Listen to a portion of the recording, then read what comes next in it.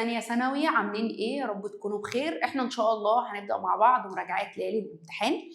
عندنا علم النفس قايم على جزئين. اول حاجة العمليات المعرفية، عندنا 5 عمليات معرفية: احساس، انتباه، ادراك، تذكر، تفكير. الوحدة اللي وراها التعلم. رقم 1 عملية الاحساس. انا ماشية معاك بالمفاتيح. طيب انت اختار الاحساس. بص معايا، الإحساس هي العملية المعرفية الأولى. طيب هو يعني إيه أصلاً عملية معرفية؟ العملية المعرفية باختصار شديد هنتخيل مع بعض إن هي الباور أو الطاقة اللي بتشغل المخ أو العقل. يبقى أنا مخي أو عقلي بيشتغل عن طريق حاجة اسمها العمليات المعرفية. أول بوابة للعمليات المعرفية هي عملية الإحساس، فهي بتتعامل مع المثير في الصورة الخام. أنا أولى ثانوي بالنسبة لي ما كنتش فاهم حاجة في المواد، مواد جديدة، نظام جديد، ستايل جديد، مدرسين مختلفين، أنا مش فاهم حاجة، أنا بطيخة.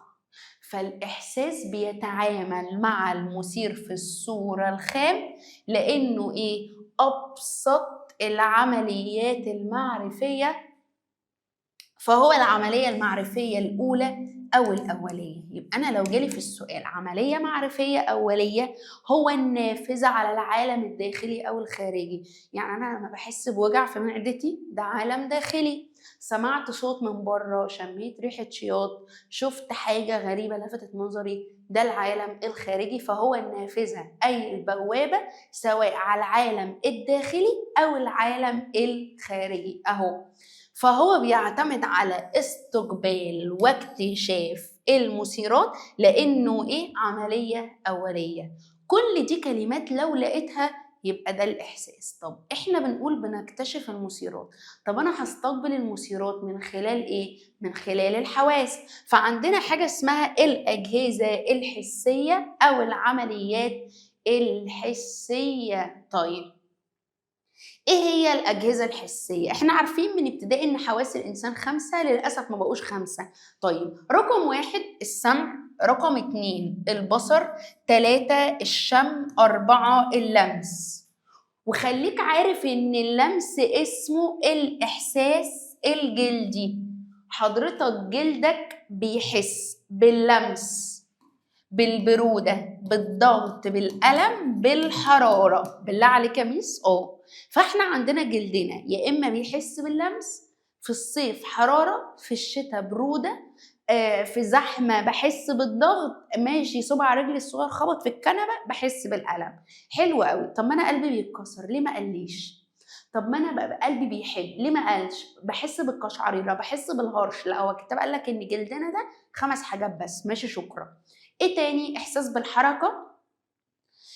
لو انت مثلا راكب توك توك وهو عمال طالع نازل، او راكب ترام تك تك تك، فانت جسمك طالع نازل مع البتاعه، فده كده بيحس بالحركه. كمان بحس بالتوازن. لو انت راكب مرجحه وبعد المرجحه نزلت حسيت ان انت دايخ، لابسه كعب، مشيتي اتزحلقتي، رجلك اتنت، مسكتي نفسك، فبتحس بالايه؟ بفقدان التوازن. حلو قوي. طيب يبقى احنا الحواس سمع، بصر، شم، لمس، حراره، بروده، ضغط، الم، احساس بالحركه، احساس بالتوازن. كلام تافه جدا. طيب اساس الدرس الحته بتاعت المراحل. عندنا حاجه مهمه جدا جدا اسمها مراحل عمليه الاحساس. الاحساس يا جماعه بيتم وفق 4 مراحل. المرحله الاولى اهم مرحله، التنبيه والاستثاره. يعني ايه تنبيه واستثاره؟ وكلمه استثاره جايه من كلمه المثير اهو، او المنبه. بيقول لك ان لازم يكون في منبه او مثير لتنبيه عضو الحس. لازم يكون في مثير بتعرض له. وعلى فكرة مش كل المثيرات بحس بيها، لان المثير لازم يكون على درجة معينة من الشدة. يعني ايه الكلام ده؟ بص كده، مستوى شدة المثير او حاجة اسمها العتبة. لازم المثير يكون على مستوى شدة معينة. مستوى شدة المثير دي حاجة اسمها العتبة. يعني ايه؟ هل احنا بنسمع كل الأصوات؟ لا. يعني انا لو ساكن في الدور العاشر وفي خناقه في الشارع، لو صوتهم على العادي مش هيوصلي خالص، صوتهم عالي السنة ممكن يوصل لي صوت فظيع. طب انا لو في الدور الاول لا هسمع الصوت. لو انا واقف هنا مثلا وفي حاجة قدامي بعيدة جدا اكيد مش هشوفها، طب انا لو قربت لها هشوفها. يبقى في مثيرات مش بنحس بيها، في اصوات مش بتوصل لنا، في حاجات حوالينا ما بتوصلناش. ليه؟ لان لازم المثير يكون على مستوى شدة معين. المية مركب ولا ليه لون ولا ليه طعم ولا ليه ريحة، يبقى في حاجات ما بتوصليش لانها لازم يكون ليها درجة قوة معينة. قوة المثير تسمى في علم النفس بالعتبة. الحتة دي مهمة جدا. عندنا 3 انواع يا سنة اولى، يا سنة تانية انا اسفة، من العتبات. ايه هما؟ رقم 1 العتبة المطلقة، العتبة القصوى، والعتبة الفارقة. اول حاجة العتبة المطلقة. ويعني ايه العتبة المطلقة؟ هي الحد الأدنى للإحساس بالمثير ولو قل عنها لا نشعر بها. بمعنى احنا مثلا الهواء فيه بكتيريا كتير مش بنشوفها، الميه فيها بكتيريا مش بنشوفها، الجن والعفاريت بسم الله الرحمن الرحيم مش بنشوفهم. ليه؟ لان دي حاجات اقل من العتبه المطلقه. احنا مثلا لو جينا النور قطع وجينا ولعنا فلاش الموبايل هنلاقي حوالين الفلاش كده في زي تراب كتير، لو في اضاءه قويه مش بيبان. لو انا مثلا رشيت برفان ريحته ضعيفه خالص، فلو ريحته خفيفه قوي مش هتوصل لي. طب لو ريحته قويه لا، ريحه نفاذه بتوصل. الاكل من غير ملح يعتبر اقل من العتبه المطلقه. زودت شعره بسيطه ملوش طعم. اول ما الاكل يبقى ليه طعم كده وعارف اتذوقه يبقى هو وصل للعتبه المطلقه. يبقى العتبه المطلقه هي الحد الادنى. بمعنى لبست السماعه وبدات اشغل اغاني، فالصوت على 1 مش واصل لي، صوت خروشه. 2 مش واصل. 3 ابتدى الصوت سنه بس مش واضح. عليت مثلا الصوت على 5 الصوت وصل لي. اول ما الصوت يوصل لي يبقى هو وصل للعتبه المطلقه. يبقى العتبه المطلقه دي المعيار، اقل منها مش هحس من مثير. طيب معنى كده ان انا ينفع اكل الاكل سخن جدا؟ لا. ينفع اكل حاجه متلجه جدا؟ لا. ينفع يكون في ضوء قوي قوي هيوصل لي؟ لا مش هيوصل لي، لان لازم الحاجه تكون وسط. فاحنا عندنا العتبه القصوى هي الحد الاقصى ولا نستطيع الاقتراب منه. طب انت كده حيرتيني. بص حبيبي، احنا عندنا المثير في النص لازم يكون اعلى من المطلقه واقل من القصوى. لو الصوت عالي قوي مش هستحمله، حاجه سخنه جدا مش هقدر، ريحه نفاذه قوي مش هقدر استحملها. يبقى المثير لازم يكون في النص، يتجاوز المطلقه اقل من القصوى. الصوت عالي قوي يبقى ده كده واصل للعتبه القصوى. طيب الصوت واطي جدا انا عامل ميوت، هسمع ازاي؟ لازم اعلي الصوت عشان يوصل لي. اول ما الصوت يوصل لي يبقى انا كده وصلت للعتبه المطلقه. يبقى انا لازم عشان احس بالمثير اهو يتجاوز. يعني ايه يتجاوز؟ يزيد عن المطلقه ويقل عن القصوى. طيب ايه العتبه الفارقه؟ العتبه الفارقه دي اللي بتميز فرق المثيرات. يعني انا لو شايل حاجه وزنها كيلو زي ما ابقى شايل حاجه وزنها 5؟ لا طبعا. فالعتبه الفارقه هي الوعي والتمييز بين المثيرات، ان انا بقدر اميز بين المثيرات اللي حواليا، وده اسمه العتبه الفارقه اهي. هي الوعي والتمييز بوجود فرق بين المثيرات. يبقى خلاصة السؤال عشان ينشأ إحساس يبقى احنا عندنا 3 عتبات. دلوقتي أنا لو عندي السقف فيه مثلا 10 لمض، واحدة منهم اتطفت مش هحس بفرق في الإضاءة.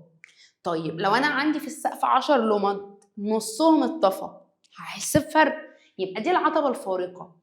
حلو ان انا بميز بين فرق الاضاءه، بميز بين الالوان، بميز بين الاوزان، بميز بين الاصوات. الحاجه دي صوتها عالي، الحاجه دي صوتها واطي، الحاجه دي المهم ان المثير واصلني. فدي العتبة الفارقة. طيب عندنا عتبتين كمان، في حاجات ما بقدرش احس بيها لانها اقل من المطلقة. طب لو وصلت للمطلقة خلاص هينشأ الاحساس. طب انا لو الصوت عالي جدا ينفع اولع البوتاجاز احط ايدي على النار؟ لا طبعا، دي حاجة مؤلمة جدا، ودي العتبة القصوى. خلاص المثير وصل لدرجة معينة. بسم الله الرحمن الرحيم، المثير وصل لدرجة، وصول المثير للدرجة دي حاجة اسمها التنبيه او الاستثارة. طب حلو قوي، خلاص وصلت لنا. تاني حاجة ببتدي استقبل المعلومة. الاستقبال ده اللي هو ايه بقى؟ المرحلة التانية يسمى بالاستقبال او التلقي او الاكتساب. فبيقول لك ان لكل حاسة عضو استقبال خاص يسمى بالمستقبل. يعني ايه الكلام ده؟ احنا عندنا المستقبل ده عبارة عن نهاية عصب مسؤول عن استقبال الإشارات. يعني إيه؟ يعني إحنا عندنا شبكية العين دي تسمى مستقبل، الجلد يسمى مستقبل، اللسان يسمى مستقبل. يبقى أنا بسمع بإيه؟ بوداني ولا بعناية؟ بوداني. طيب أنا بحس عن طريق مناخيري؟ لا، عن طريق الجلد. يبقى كل حاسة ليها المستقبل بتاعها. طب ايه الاشارات اللي بنستقبلها؟ ضوئيه، فيزيائيه، مغناطيسيه، ميكانيكيه، اشارات كتير قوي حوالينا. حلو، انا ممكن ابقى قاعد سامع صوت العصافير، انا مش فاهم هما بيقولوا ايه، سامع نونوة القطط، مش فاهم حاجه، انا بفهم لغه واحده، لغه البشر. حلو، كذلك مخي حواليه مثيرات كتير، حواليه اشارات كتير. لازم تحصل مرحله ثالثه اسمها تحويل الطاقه، وهي ترجمه الاشارات. بمعنى انا بستقبل اشاره ضوئيه، ايه اللي بيحصل؟ المخ مش بيترجمها، لازم الإشارة الضوئية تتحول للإشارة الكهروكيميائية عشان يفهمها المخ. يبقى المخ لو جه قالك بيتعامل مع الإشارة الكيميائية فقط، لا. الإشارة الكهربائية فقط، لا. هي إشارة اسمها الكهروكيميائية أو الكيميائية كهربائية. دي اللغة الوحيدة اللي بيفهمها مين؟ المخ. يبقى اللغة الوحيدة اللي بيفهمها مخي اسمها ايه؟ الإشارة الكهروكيميائية. طب حلو قوي، خلاص كده المرحلة أنا الإشارة اترجمت. بعد ترجمة الإشارة بتبتدي توصل لي للمخ عشان ينشأ إحساس، ودي مرحلة التسجيل. طب إيه هي مرحلة التسجيل؟ أهو بعد تحويل الطاقة يتم تسجيل الإشارة في المخ كإحساس. يبقى متى ينشأ الإحساس؟ بعد الاستقبال؟ لا حبيبي، بعد التسجيل. إزاي كده؟ بص معايا أهو باختصار شديد عشان الحتة دي مهمة، نراجعها مع بعض تاني.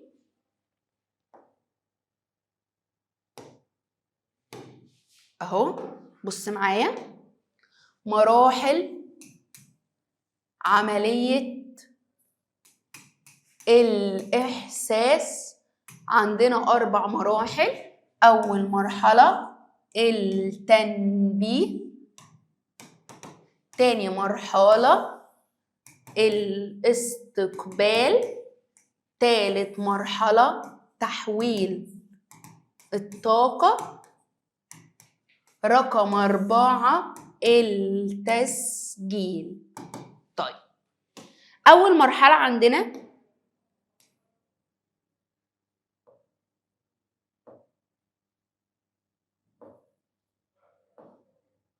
أول مرحلة التنبيه. طيب التنبيه دي إن أنا لازم يكون فيه مثير، والمثير ده يكون على درجة معينة بين إيه وإيه؟ أعلى من العتبة المطلقة وأقل من العتبة القصوى. حلو؟ طيب خلاص في مثير، ده التنبيه. ابتديت أنا أتلقى، أهو تلقي الإشارات عن طريق حاجة اسمها المستقبل. ده كده ايه؟ مرحلة الاستقبال. يبقى أنا دلوقتي حطيت أكل على النار والأكل ده اتحرق. حلو؟ طب الأكل اللي اتحرق ده تبقى ريحته قوية، يبقى هو كده وصل للعتبة الايه؟ القصوى. ابتدت الريحة توصل لي، عن طريق الأنف أهو ده الاستقبال. طب أنا مثلا استقبلت إشارة مغناطيسية مش هفهمها، بيبتدي مخي يعمل عملية ترجمة. الترجمة دي اللي هي إيه؟ تحويل الطاقة. الإشارة بتتحول للكهروكيميائية وبتبعت للمخ الحق في حريقة، فبتبتدي حضرتك تقوم.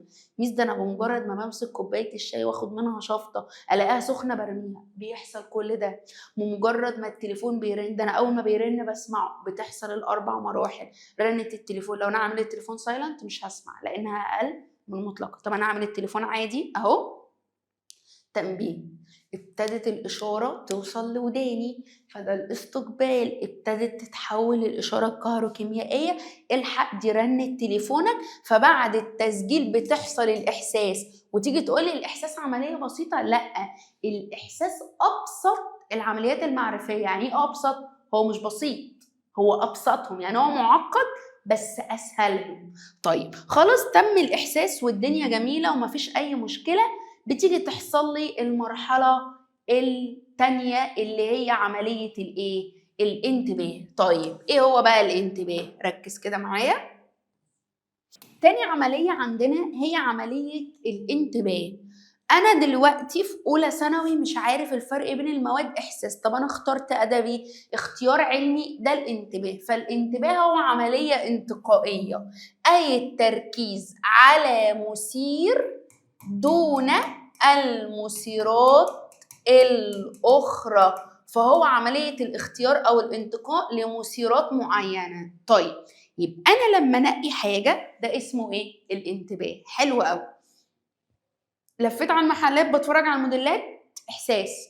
قررت إن أنا أختار كذا، اختياري للحاجة ده إيه؟ الانتباه. طب الانتباه كم نوع؟ 3 أنواع. إيه هما؟ انتقائي وإرادي لا إرادي. أول نوع الانتباه الإيه؟ الانتقائي. ميس يعني إيه الانتباه الانتقائي؟ ونركز في الحتة دي عشان مهمة أوي. رقم 1 الانتباه الانتقائي، أي حاجة أنا بحبها فده انتباه انتقائي. أنا بتفرج على فيلم بحبه، بتفرج على ماتش بتابعه، بتفرج على مسلسل لذيذ بالنسبة لي دمه خفيف، حاجة بحبها. طول ما بتفرج على حاجة بحبها ده اسمه انتباه انتقائي. أهو انتباه الفرد الحاجة بيحبها وكمان مش بيبذل جهد، أهو انتباه اختياري لشيء محبب بيشبع رغبة الفرد ولا يحتاج بذل جهد. أنا بتفرج على حاجة بحبها سواء فيلم مسلسل أيا كان. حلو أوي. طيب لو انت قاعد تتفرج على الحصه دلوقتي مهما كان بتحبني انت قاعد متقدر، لان انا مش بقول لك كلام يسليك، انا بقول لك كلام يخنقك. فالحاجه دي انا بعملها غصب عني، فده اسمه انتباه ارادي، ان انا بجبر نفسي على الانتباه للمثير. وعلى فكره الانتباه الارادي بيتعلق بمستقبل الفرد وبيحتاج بذل جهد كبير جدا مني. لو انا اهو، يبقى انا لو بتفرج على مسلسل، بتفرج على فيلم، بتفرج على مباراة، حاجة بحبها، ده انتباه انتقائي. طب أنا بتفرج على حصة أونلاين، قاعد في درس في السنتر، فده انتباه إرادي. مهما كنت بتحب المدرس أنا قاعد متزاول وشوية وبتفصل. طب أنا إيه اللي بيجبرني؟ عشان هسقط. طب إحنا مثلا قاعدين في الحصة فجأة سمعنا صوت انفجار قوي، سمعنا صوت خناقة، سمعنا كلاكسات عربية بصوت يفزع، فده اسمه الانتباه اللا إرادي. فهو انتباه تلقائي قسري إجباري، المثير هو اللي بيفرض نفسه عليك. صوت عالي حصل، انا قاعد بذاكر فجاه لقيتهم في البيت بيتخانقوا، فالصوت اللي بره ارادتي ده اسمه الانتباه اللا ارادي، ان دي حاجه بتتفرض عليا غصب عني. طيب ده كده بالنسبه لانواع الانتباه. خليك عارف ان الانتباه اللا ارادي شبه تشتت الانتباه. ازاي؟ قاعد بتحل في الامتحان لقيت المراقب جاي يغلس عليك وعمال يسالك في اسئله مستفزه ملهاش لازمه. هو الامتحان سهل، مضيت هنا، ما تنساش تكتب اسمك، ما تنساش تكتب رقم الجلوس. وجع الدماغ ده كله اسمه انتباه لا ارادي، لان دي حاجه بتتفرض عليا. تمام. طيب ده كده بالنسبه لانواع الانتباه. طيب بص كده يا سيدي، بعد كده العوامل اللي بتساعد على تركيز الانتباه. عندنا نوعين من العوامل. أول حاجة نركز مع بعض. أولاً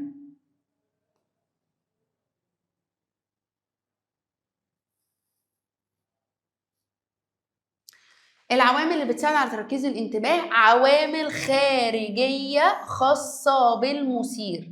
العوامل الخارجية الخاصة بالمثير دي تسمى بالعوامل الموضوعية، وخليك عارف إنه بيشترك فيها جميع الأفراد لأنها عوامل عامة.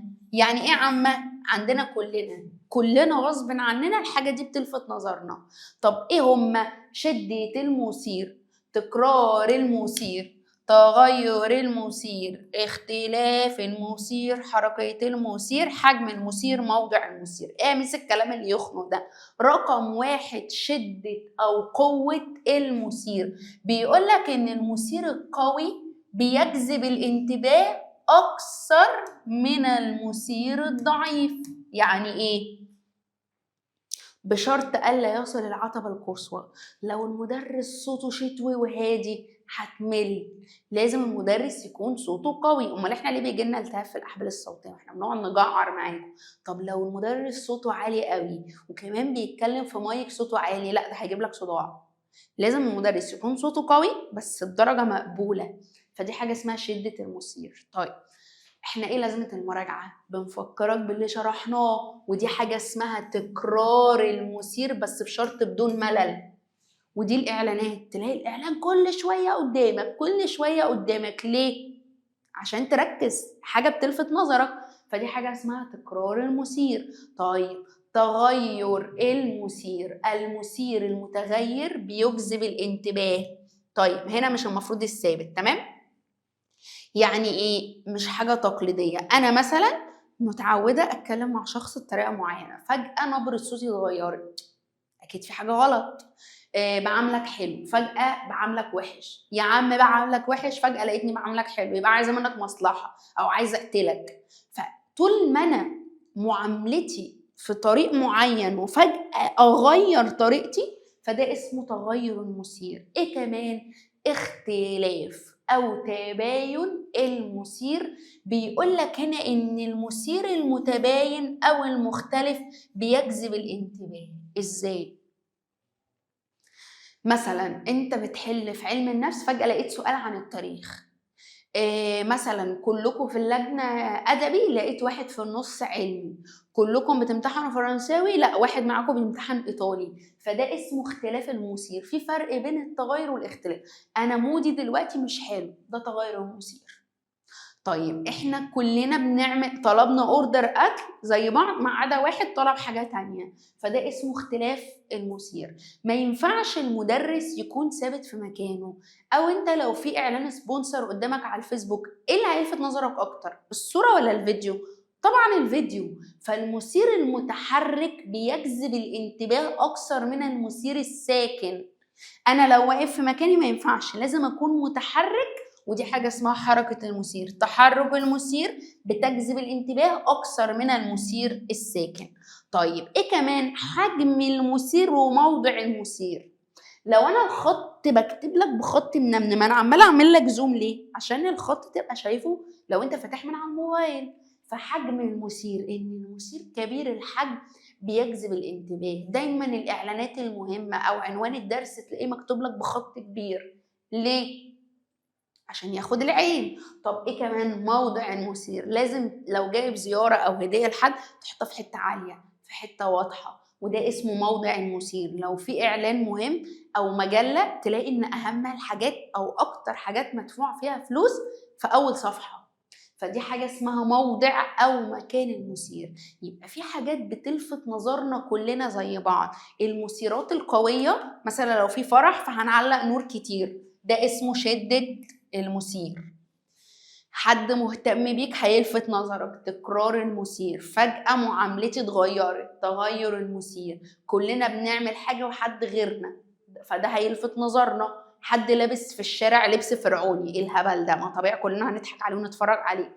اختلاف المثير، لازم المثير يكون متحرك، ولازم يكون كبير، ومكان الحاجة بيلفت نظري، فده اسمه حجم المثير. كل دي حاجات احنا ممكن كلنا نبقوا نايمين وهي تلفت نظرنا، ودي اسمها عوامل موضوعية خارجية. طيب انا ممكن اكون ضايع جدا وفجأة تحصل حاجة تلفت نظري. الحاجة اللي بتلفت نظري اسمها عوامل داخلية ذاتية خاصة بالفرد. على فكرة العوامل الداخلية الذاتية دي خليك عارف انها بتختلف وبتتباين بين الافراد.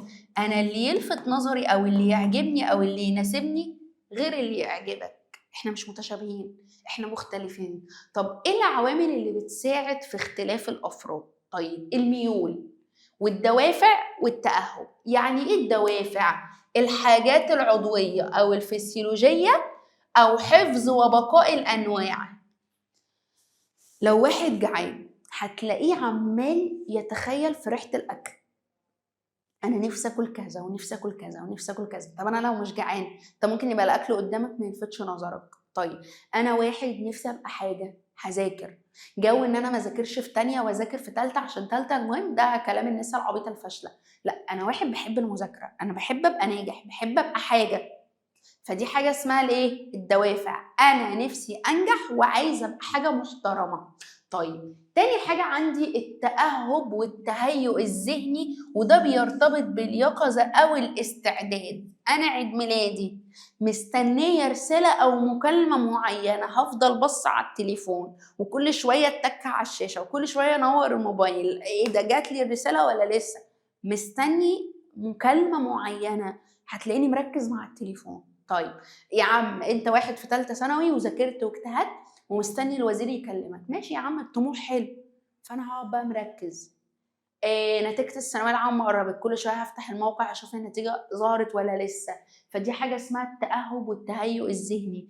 هنا مثال الكتاب دايما، وده كان موجود من وانا في ثانويه عامه، لو ام نايمه وعندها بيبي صغير وفي صوت برق ورعد صوت رعد قصدي، هي مش هتصحى مع صوت الرعد، بس هتصحى لو ابنها عيط، لان هي مجهزه نفسها للحاجه دي. فده اسمه التاهب والتهيؤ الذهني او الاستعداد. طيب كلنا بنعمل فولو على السوشيال ميديا للحاجه اللي بتعجبنا، لان ده بيرتبط بالميول. يعني ايه الميول؟ اهتمامات واستعدادات الفرد او اتجاهات الفرد، انا اسفه. مثلا واحد بيحب الاكل هتلاقيه عامل فولو للفود بلوجر. طيب واحده بتحب الميك اب هتلاقيها عامله فولو للميك اب ارتست.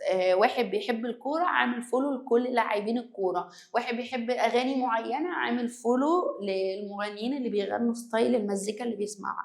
كل واحد بتختلف ميوله، فاحنا دي اتجاهات نسبية، لان احنا اهدافنا مش واحدة اللي هي الدوافع. انا ممكن اكون مستني حاجة غير شخص تاني فتركيزنا بيختلف، انا بحب حاجة غير حد فميولي مختلفة عن غيري. طيب يبقى في عوامل بتخلينا نركز كلنا زي بعض، دي العوامل الموضوعية، وفي عوامل مختلفة ودي العوامل الذاتية. اخر حاجه في الدرس تشتت الانتباه، وخليك عارف ان تشتت الانتباه اهي شبه الانتباه اللا ارادي.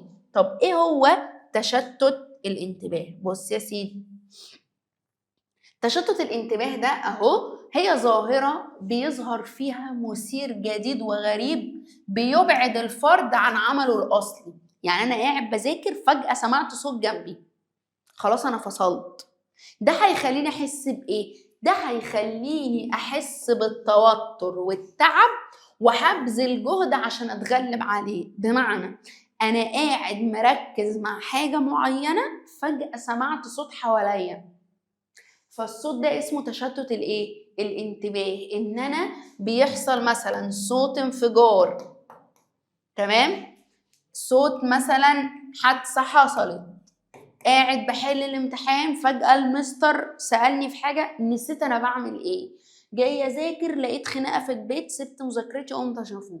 يا عم بتتفرج على حصة أونلاين النت فاصل، هتستنى لما النت يرجع، هتحس ان انت مودك خلاص مش زي الاول. فدي حاجه اسمها تشتت الانتباه. طيب يبقى احنا اول حاجه تعرضنا للمثير، ده الاحساس.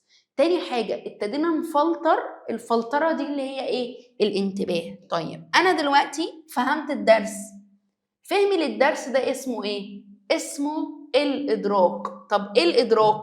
الادراك ده بقى العمليه الثالثه. يبقى انا ركزت مع المثير، انتباه، فهمت الدرس، الفهم ده هو العملية الثالثة اللي هي عملية الإدراك.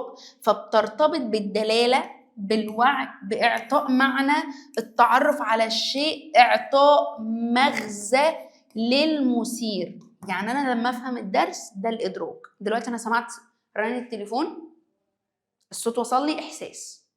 ركزت ده موبايلي، انتباه. طب هو رقم غريب، رديت الو مين مش عارف ايه، جمعت ان ده صوت فلان، عرفت صوته، ده الادراك. انا بعرف اميز بين الالوان، بين الروايح، بين الحلو والحادق، بين اللي مش عارف الحاجه اللي بحبها والحاجه اللي ما بحبهاش. الوعي والفهم اسمه ادراك. طيب الادراك ده بيتم وفق كام حاجه؟ وفق 3 قوانين. ايه هما؟ قوانين الإدراك. عندنا قوانين الإدراك. أول قانون، قانون الشكل والأرضية. طيب إحنا الورقة اللي أنا بكتب عليها دي تعتبر أرضية. طب أنت باصص ليه؟ عشان الورقة ولا عشان الكتابة؟ الكتابة. فالكتابة دي الشكل، يبقى اللي بيلفت نظر الشكل فهو الجزء الأكثر بروزا لأنه مركز الانتباه. يعني إيه؟ السحاب. فالسحاب بالنسبة لي شكل، والسماء أرضية، السبورة أرضية، الكتابة شكل أهو. فالأرضية هي الخلفية الحاملة للشكل، وعلى فكرة هي أقل بروزا. طيب لو الشكل والأرضية نفس اللون فده اسمه غموض إدراكي. يعني إيه غموض إدراكي؟ أنا دلوقتي بكتب لك بألوان واضحة على الورقة، لأن أنا لو كتبت بلون فاتح أو لون أبيض، بالذات لو لون ابيض، انت مش هتشوف، فده اسمه غموض ادراكي. زي الحربايه، احنا ليه ساعات مش بنشوفها؟ لانها بتبقى بالوان تانية غير، يعني مثلا هي لو في صحراء فبيقلب لونها اصفر، مش هشوفها. إيه لو دوده لونها اخضر على ورقه شجر، مش هشوفها. يبقى لو تساوى الشكل مع الارضيه ده اسمه غموض ادراكي. طيب ده اول قانون. القانون الثاني قانون الصيغه الكليه، ان الكل اكبر من مجموع اجزائه. يعني ايه؟ لو انا مثلا مسكت كوبايه كسرتها، الفرافيت بتاعه الازاز اكبر ولا وهي كوبايه على بعضها؟ لا وهي كوبايه، لان انا بيبقى همي الشكل الكلي او الادراك الكلي. انا المفروض هدخل المنهج، سوري انا اسف، هدخل الامتحان بالمنهج كله، فالمنهج كله اسمه صيغه كليه. انا لما بشوف عربيه بقول دي ازاز وموتور وعجل ولا على بعضها؟ لا، الشكل النهائي على بعضه. فالشكل طول ما الحاجه على بعضها ده اسمه الصيغه الكليه. طيب يبقى انا عندي اول قانون الشكل والارضيه، تاني قانون الصيغه الكليه، تالت قانون قانون السياق، ان انا بشوف الحاجه حسب موضعها في الجمله. يعني ايه موضعها في الجمله؟ مدرس مثلا العربي سالته على معنى كلمه، يقول لك لا قولها لي في جمله، لان في كلمات بيبقى ليها اكثر من معنى.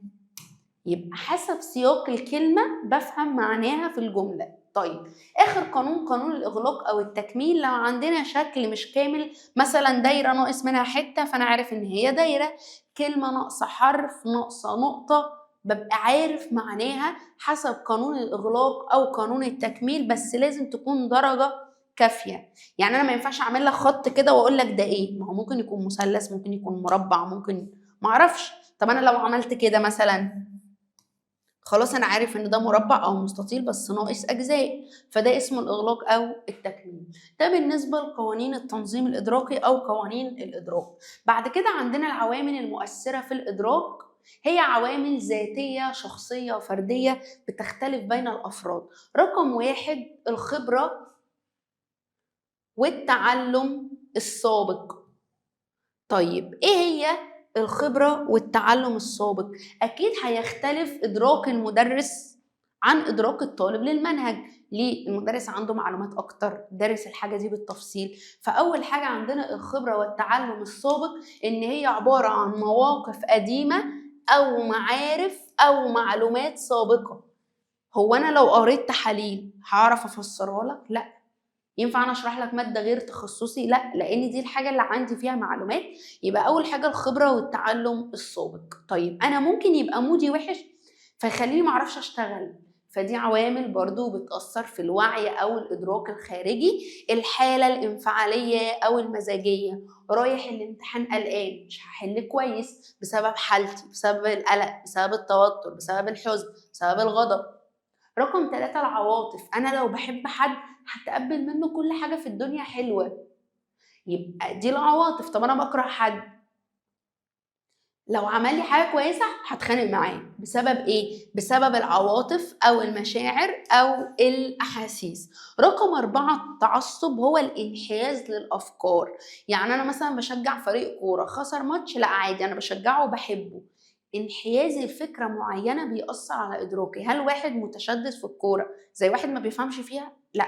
يبقى احنا بيختلف ادراكنا باختلاف انحيازنا للافكار اللي هي التعصب.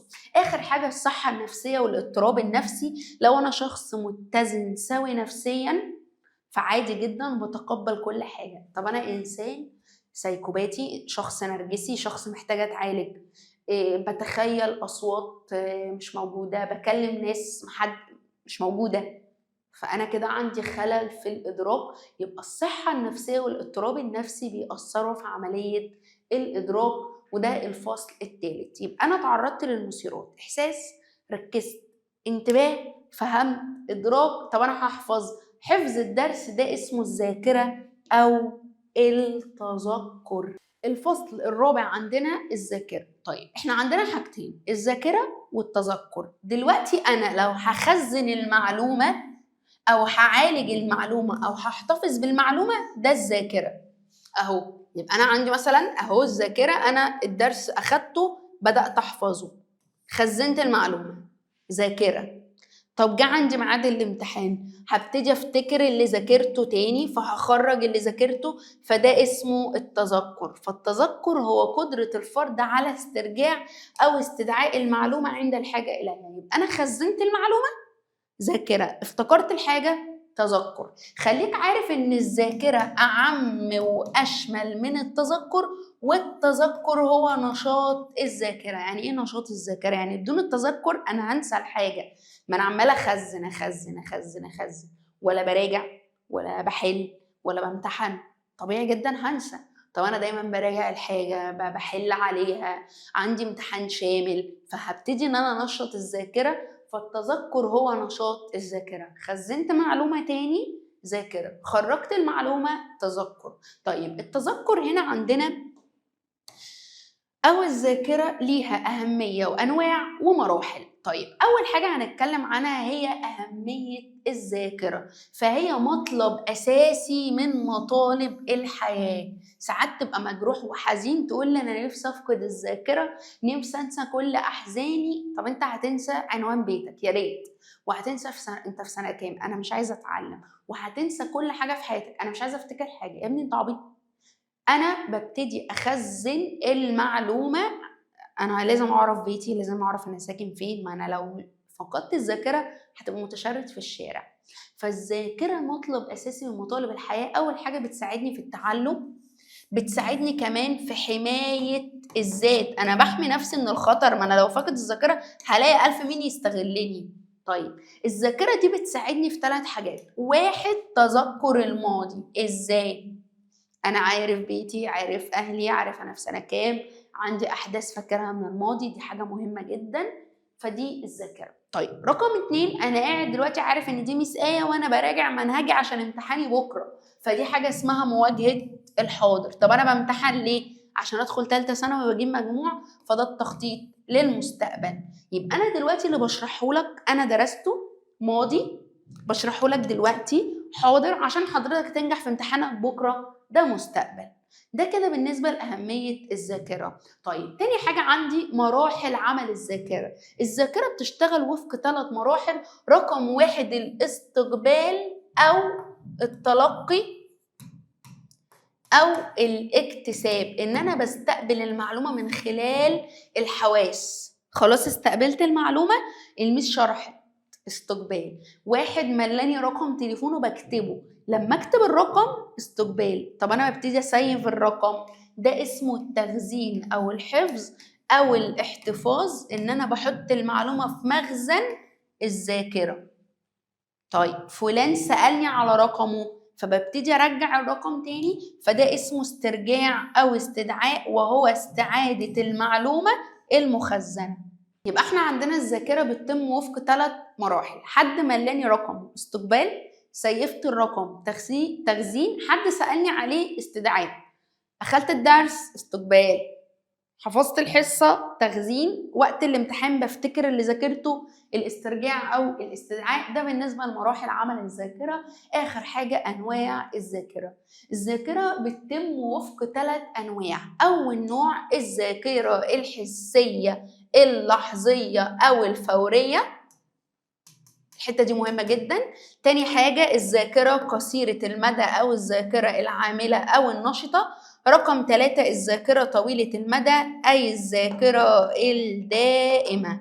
طيب أول نوع الذاكرة الحسية أو اللحظية أو الفورية، بيقول لك تتعدد أنواع الذاكرة وفق أعضاء الحس. يعني أنا مثلا أقدر أميز بين صوت المغنيين، دي ذاكرة سمعية. أقدر أميز بين روائح الأكل، ذاكرة شمية. أقدر أميز بين أشكال الناس، ذاكرة بصرية. بيقول لك إن الذاكرة الحسية بترتبط بعملية الإحساس. طب هو يعني إيه ذاكرة حسية؟ أنا بمشي بشوف ناس كتير، هل أنا هحفظ أشكالهم؟ لأ. بشوف عربيات كتير، بعدي على أماكن كتير، مستحيل تثبت معايا.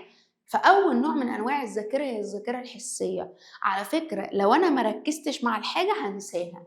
طيب ده بالنسبة للذاكرة الحسية. طب في خناقة حصلت، في لا قدر الله حادثة على الطريق، في حد قال لي حاجة مهمة، هبتدي أركز معاه شوية. فدي الذاكرة التانية اسمها الذاكرة قصيرة المدى. طيب الذاكرة دي بترتبط بعملية الانتباه، وبتقعد المعلومة من ثانية لنص دقيقة، يعني 30 ثانية بالظبط. طب ايه لازمتها؟ طلبت منك تشتري حاجة، فاحنا أطفال كنا نقعد نقول الحاجة، أو أنا مثلا حد قال لي انزل اشتري حاجة، أول ما أوصل السوبر ماركت هنساها. ليه؟ طارت. فالذاكرة التانية الذاكرة قصيرة المدى بتتعامل مع المثيرات اللي مش بتحتاج تخزين. واحد ملاني رقم، خلاص أنا كتبت رقم وشكرا. راكب المشروع، حد اداني اجره اديتها للسواق وخلاص الموضوع انتهى. فدي الذاكره قصيره المدى. يبقى انا بعدي على مثيرات كتير حسيه، بركز شويه قصيره مدى. طب انا الموضوع فارق لي، وقفت عنده، فدي اسمها الذاكره طويله المدى. طب هي ليه الذاكره الحسيه تسمى بالعامله او النشطه؟ لانها بتاخد انا اسفه، قصيره المدى ليه تسمى بالعامله او النشطه؟ لانها بتاخد المعلومه من الذاكره الحسيه بتنقلها لي للدائمه اللي هي طويله المدى. في مواقف عمري ما هنساها، زي اسم مدرسين ابتدائي مثلا، موقف معين اثر في طفولتي، شخص اثر في حياتي، في حاجات كده انا عمري ما هنساها ابدا، احداث حلوه او احداث وحشه. فدي الذاكره الدائمه او طويله المدى. الذاكرة طويلة المدى بترتبط بعمليتي الإدراك أو التعلم. ميس، طب ما أنا في حاجات في منهجي أنا كنت مقفل وأنا في ابتدائي مادة معينة أو وأنا في إعدادي ودلوقتي مش فاكر، لأن في حاجة اسمها عوامل النسيان. أنا بخزن المعلومة فترة ممكن تقعد لسنين، في حاجات أنا ممكن أفتكرها سنة بعد كده تسقط مني. ليه؟ بسبب حاجة اسمها عوامل النسيان. طيب إيه الكلام ده؟ بص يا سيدي، عندنا النسيان ايه هو؟ بيقول لحضرتك ان النسيان هو فقدان مؤقت او دائم، فهو العجز عن التذكر، انا مش قادر افتكر. طب يعني ايه فقدان مؤقت ويعني ايه فقدان دائم؟ دلوقتي انا ممكن اسالك سؤال دلوقتي ما تفتكرش، وشويه وتفتكر، وفي حاجه يا عم فلان صاحب مش فاكره، خلاص اتمسح من دماغي. يبقى انا ممكن يبقى فقدان دائم او فقدان مؤقت. طب ايه اللي بيخليني انسى؟ 4 اسباب: 1 التضاؤل، 2 تشويه، 3 كبت، 4 تداخل. لو الحاجه بيعدي عليها وقت طويل تضاؤل، حاجة من ابتدائي مش هفتكرها فده اسمه التضاؤل. رقم 2 التشويه، ذاكرت حاجة غلط، حفظت حاجة غلط برضو هنساها، فده اسمه التشويه. طب أنا موقف مؤلم مش عايزة افتكره، حاجة وجعت قلبي، حاجة مؤثرة في حياتي. فالحاجة اللي بتأثر فيا بترتبط بالكبت، فهي مواقف مؤلمة أو ذكريات حزينة، حاجة أنا مش عايزة أفتكرها. آخر حاجة التداخل، فهو تداخل المواد المختزنة مع بعضها. ذاكرت مثلا حاجتين شبه بعض دخلوا في بعض، ذاكرت علم النفس كله في ساعة هيدخل في بعضه، فده اسمه تداخل المواد مع بعضها البعض. يبقى أنا بنسى لو الحاجة عدى عليها وقت بسبب التضاؤل، ذاكرت غلط أو ما كنتش مركز في الحصة فهنسى بسبب التشويه. موقف مؤلم عدى عليا أنا مش عاوز أفتكره، ده الكبت. حاجات لبست في بعضها، ده اسمه التداخل. يبقى أنا المعلومة ثابتة في دماغي، تذكر نسيتها على طول أو شوية، ده النسيان. طب إيه يخليني أحافظ على المعلومة لفترة طويلة؟ حاجة اسمها عوامل تحسين الذاكرة، ويا ريت نتعامل مع الحتة دي ك حاجة للمذاكرة السنة الجاية، معلومة. أول حاجة عوامل خاصة بالموضوع أي المادة. تاني حاجة عوامل ترتبط بالبيئة الخارجية الاجتماعية. رقم 3 المشكلة في حضرتك، عوامل تتعلق بالفرد. أول حاجة العوامل اللي بتتعلق بالموضوع. عشان تخزن معلومة صح عندك 6 قواعد مهمين. رقم 1 تقعد مركز في الحصة جدا، ده الفهم الجيد للموضوع. طيب تاني حاجة اللي بيسهل ان انت تفتكر المعلومة لو الحاجة دي انت اخدتها قبل كده، وده اسمه انتقال اثر التعلم وهنتكلم عليه قدام. تاني حاجة ربط الموضوع بهدف وربطه بموضوع اخر. يعني ايه؟ انا بذاكر عشان اجيب مجموع، ده هيخليك بتحافظ على معلومة اكتر. يبقى انا ربطت المعلومة بهدف. تاني حاجة ان المعلومة دي مرتبطة بحاجة تانية انا اخدتها قبل كده، فربط الموضوع بموضوع اخر. طيب انا عمالة احفظ كتير، فده اسمه اعادة وتكرار وحفظ. يبقى انا في ناس عبيطة اول ما تذاكر يلا احفظ، لا حبيبي انا بفهم. رقم 1 فهم، رقم 2 حفظ. هعمل خريطة ذهنية أو هكتب معلومات، تنظيم وترتيب المعلومات. رقم 3 الحل، التطبيق العملي التجريبي. يبقى أنا خلاصة الكلام عشان أذاكر كويس هفهم صح، هذاكر قراية وكتابة، هحل. ما ينفعش أبدأ بالحل، ما ينفعش أبدأ بالحفظ. فهم حفظ حل. طيب خلاص ده بالنسبة للمادة نفسها. طب أنا ثبت المادة، لازم أنقي مكان كويس أذاكر فيه، ودي عوامل ترتبط بالبيئة. رقم 1 هدوء الجو، لازم أنقي مكان كويس، مش إن أنا قاعد في دوشة أو على قهوة بذاكر، ده هبل.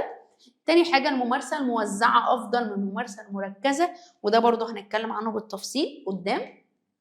تنظيم الوقت بين الأعمال الجادة والأنشطة الترفيهية، حبة جد حبة مذاكرة. طب أنت امتحانك بكرة، اتنين اقعد على الكتاب ما تقومش. ده بالنسبة للعوامل اللي بترتبط بالبيئة الخارجية. طيب أنا ممكن أنقي وقت كويس وخلاص أنا ظبطت المادة، بس أنا عندي مشكلة، مش نايم، مقريف، مودي وحش. فلازم تكون في عوامل بترتبط بالفرد نفسه. إيه هي؟ رقم 1 الانتباه واليقظة والتركيز، إن أنت صاحي ومركز وفايق. تاني حاجة لو انت بتفقد التركيز لازم تقرأ بصوت مسموع، قراءة جهرية. زي ما كنت دايما بقولك واحنا بنشرح وقت الصلاة، لو انت بتتشتت او بتتلخبط علي تون صوتك شوية عشان تسمع. نفس الفكرة وانا بذاكر بتلخبط اعلي صوتي شوية، مش اللي هو انا اجعر واعمل فرح، لا بعلي صوتي شوية، بعلي طبقة صوتي عشان احاول ان انا اركز شوية. وده بالنسبة للفصل الرابع الذاكرة. آخر فصل عندنا في العمليات المعرفية التفكير، وده أولى ثانوي جدا في نفسه، منهج سنة أولى. طيب التفكير الإنساني هو بص 3 حاجات. التعريف أول حاجة قلنا إن هو هبة عظمى وهبها الله للإنسان، أو هو عملية إدراك العلاقات. يعني إيه إدراك العلاقات؟ أنا بذاكر عشان أنجح، أنا بعمل كذا عشان أوصل، أنا نفسي أجيب مجموع، فهو بيرتبط بإدراك العلاقات، ده رقم 1. أو الإدراك بين العلة والمعلول. يعني إيه العلة؟ سبب. يعني إيه معلول؟ نتيجة. أو إدراك العلاقة بين المقدمات والنتائج. أنا بذاكر عشان أدخل كلية كذا، أنا باخد كورس إنجليزي عشان أشتغل في الوظيفة الفلانية، أو هو نشاط عقلي راقي. يعني ايه نشاط عقلي راقي؟ حضرتك ربنا ميزنا وفضلنا بنعمة التفكير اصلا، فالتفكير ده هبة او منحة او هدية ربنا وهبها للانسان عن غيره من كل الكائنات. طيب التفكير قايم على 3 حاجات: خصائص، مستويات، ومهارات. اول حاجة خصائص التفكير الانساني. كنا بنقول كام صفة؟ 5. ايه هما؟ نركز مع بعض. خصائص التفكير. أول صفة إن التفكير غير مباشر. يعني إيه غير مباشر؟ بيعتمد على الخبرات ولا يعتمد على المعلومات الأحاسيس. يعني إيه؟ أنا نتيجة تراكم خبراتي بقى عندي حصيلة في دماغي. بمعنى انا حاسس ان انا هقفل. طب انت مذاكر؟ لا، روح ذاكر يا بابا. يبقى التفكير مش بيعتمد على المشاعر، انا مش بالحب، مش بالسنس، انا مش بحل باحساسي، انا بحل باللي ذاكرته. دي المعلومات. تاني حاجه ان التفكير غير مرئي وغير ملموس ومعنوي ومجرد. يعني ايه الكلام ده؟ بص كده معايا. التفكير غير مرئي، غير ملموس، غير محسوس، معنوي ومجرد. انا ما اقدرش ابص لك اعرف انت بتفكر في ايه، انا بعرف من النتيجه، لان التفكير بيستدل عليه من السلوك. شفت صوره مدرس معنى ان شفت صورته انه شاطر؟ لا، انا بعرف من شغله. فالتفكير بيستدل عليه. رقم 3 ان التفكير موجه وليس عشوائي، فهو تفكير منظم ومحدد وليس تلقائي، هادف ومقصود. يعني ايه؟ انا نازل من البيت عشان رايح السنتر، انا بذاكر عشان امتحاني بكره، مش اللي هو انا قاعد فاضي فيلا اذاكر، انا قاعد فاضي فيلا اروح السنتر. لا، انا محدد طريق او هدف لنفسي، فدي حاجه اسمها موجه وليس عشوائي. طيب ايه كمان من صفات التفكير؟ رقم 4 بعبر عنه بشكل لفظي أو رمزي. يعني إيه بيعبر عنه بشكل لفظي رمزي؟ أنا بعبر عن تفكيري عن طريق حاجتين: عن طريق الكلام وعن طريق الإشارات. أنا ممكن بكلمة أبين لك إن أنا متضايقة منك، يبقى ده شكل لفظي. انا ممكن ما اتكلمش بس وشي يبان عليا ان انا مش طايقه اشوف وشك، فده الشكل الرمزي. انا ممكن بايموشن ابين ان انا متضايق، ممكن ابين ان انا فرحان. يبقى انا بعبر بطريقتين: يا اما بالكلام يا اما بالالفاظ. ودي الصفه الرابعه اخر حاجه، ان التفكير متطور وغير محدود، فهو متجدد ومتغير. طول ما انت عايش ثابت انت ما بتعملش حاجه. لازم تجدد من نفسك، تشتغل على نفسك، تترقى في شغلك، تتعلم لغه، تغير من ستايلك، تغير من يومك. فالتفكير نشاط متطور وغير محدود، فهو نشاط متجدد. طيب مستويات التفكير، الحته دي سهله جدا. التفكير مستويين. ايه هما؟ مستويات اساسيه ومستويات عليا. كلنا بنفكر في يومنا: هناكل ايه النهارده، هنعيش ازاي، الدنيا عامله ايه، حياتي فيها ايه. فالحاجات اللي موجوده عند اغلب البشر اسمها مستوى اساسي، لان المستوى الاساسي بيقولك عند اغلبيه البشر بيرتبط بالاعمال الروتينيه. كلنا بنروح الدرس، طب كلنا هناخد جايزه نوبل؟ لا. فدي المستويات العليا. المستويات العليا دي اللي بتميز الناس الشاطره، الناس المجتهده، الناس المبتكرة، زي التفكير الناقد، التفكير الإبداعي، التفكير الفلسفي. التفكير ما وراء المعرفي اللي هو التفكير الفلسفي أهو بيتسم عند المبدعين والمبتكرين. يبقى واحد زي أحمد زويل، لا طبعا ده مستوى عالي. طب حد عادي زينا اللي عند أغلب البشر؟ دي المستويات الأساسية. آخر حاجة مهارات التفكير، ودي سهلة جدا. رقم 1 التفسير. طول ما أنا في السؤال بتكلم عن الأسباب، المبررات، العوامل، الحجج، تختار لي تفسير. أنا ما جيتش الدرس عشان تعبان، تفسير. طيب في ناس بتتلخبط بين المقارنة والتفصيل. أنا في المقارنة بحدد أوجه الاختلاف والتشابه. عندي 2 طلبة توأم، بقول مين أشطر، ده المقارنة. طب احنا بنقسم الفصول علمي وأدبي، ده اسمه التصنيف. فالتصنيف تقسيم، تنظيم، ترتيب الفئات بناء على الصفات المشتركة. ينفع احط طالب اولى مع تانية في نفس الفصل؟ لا، ده اسمه تصنيف. طب انت اشطر من اخوك، دي مقارنة. طيب التحليل، يعني ايه التحليل؟ بقسم، انا مقسمه لك مثلا الفيديو على اجزاء، فالتفكيك والتفتيت والتجزئة ده التحليل. خلاص كده، ان انا بقسم، جبنا تورتايه قطعناها، تحليل. طب انا وديت التليفون يتصلح، الراجل فكه وبعد ما فكه وصلحه ركبه تاني، فتقسيم، تقسيم الحاجة تحليل، جمعتها تركيب، تأليف، توليف، تجميع. طول السنة بشرح لك أجزاء، كل حصة درس، تحليل. طب أنا في فيديو بجمع لك الفرع كله، ده اسمه التركيب. طيب عندنا التنبؤ والنقد. التنبؤ، أنا أقول لك أنت شكلك شاطر، أنت هتشرفني، أنت هتفضحني، نتيجة. أهو التنبؤ، توقع، تكهن، نتائج هتحصل في المستقبل، انا شايفه ان ممكن انت تعمل كذا، فده اسمه التنبؤ. اخر حاجه النقد. يعني ايه النقد؟ ان انا بحدد المزايا والعيوب او جوانب القوه وجوانب الضعف. يعني ايه؟ مستر فلان شاطر بس ما بيعملش متابعه، فده اسمه نقد. مستر فلان مثلا ما بيعمل لناش امتحانات شامله، فده اسمه النقد. النقد ان انا بحدد المزايا والعيوب، فده بالنسبه لمهارات التفكير. يبقى احنا عندنا الوحده الثالثه في علم النفس بتتكلم عن العمليات المعرفيه: الاحساس، الانتباه، الادراك، التذكر، والتفكير. الوحده اللي بعديها بتتكلم عن العمليات المعرفيه، وده اللي هنتكلم عنه في الفيديو الجاي. احنا عندنا فرع من فروع علم النفس، الفرع ده كان اسمه علم النفس التربوي. طيب علم النفس التربوي ده ظهر او اهتم بالسلوك الانساني، واهتم بحاجة مهمة جدا وهي عملية التعلم. طيب يعني ايه التعلم؟ قلنا ان التعلم هو تغير شبه دائم في الاداء في سلوك الفرد، ناتج عن حاجتين: الخبرة والممارسة. يعني الدكتور اللي شغال بقاله 30 سنة، هل هو اتولد دكتور؟ لا طبعا، هو درس، اتدرب، فبقى عنده معلومات، فدي حاجة اسمها خبرة. وكمان التكرار، عملية مع التانية مع التالتة مع الرابعة، فدي حاجة اسمها الممارسة. طيب كان عندنا كده سطر هنا كان بيقول لك ايه: ليس كل تغير تعلم، وإنما كل تعلم تغير. يعني ايه الكلام ده؟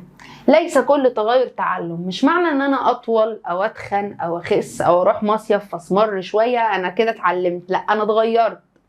يبقى مش اي حاجه بتغيرني بتعلمني، لان زي ما قلت لك انت ممكن تتغير في شكلك، شكل جسمك، بس ما اتعلمتش حاجه. وانما كل تعلم تغير.